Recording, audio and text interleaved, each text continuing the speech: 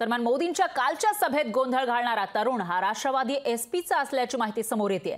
तरुण किरण सानप हा राष्ट्रवादी एसपीचा आयटी सेलचा पदाधिकारी असल्याचं कळतंय। किरण सानप शेतकरी चळवळीमध्ये अनेक वर्ष कार्यरत आहे। तर पिंपळगाव बसवंतमध्ये मोदींची काल सभा झाली होती आणि या सभेदरम्यान जेव्हा मोदी बोलत होते त्यावेळेला एक आवाज आलेला होता, कांद्याविषयी बोला, कांद्याविषयी बोला। आणि त्याचबरोबर अनेक जण या ठिकाणी घोषणाबाजी करताना पाहायला मिळाले होते आणि हा गोंधळ घालणारा तरुण हा राष्ट्रवादी एसपीचा आयटी सेलचा पदाधिकारी असल्याची माहिती आता समोर येते।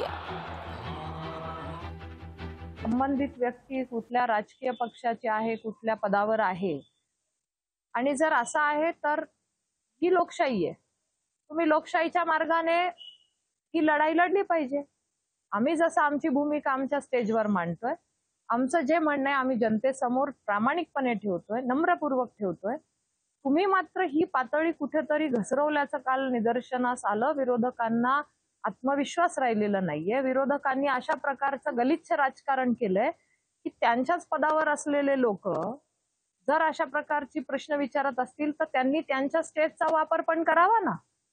लोकशाही म्हणण्याचा अर्थच काय? लोकशाही मराठी ऐका, पहा, जागरूक रहा।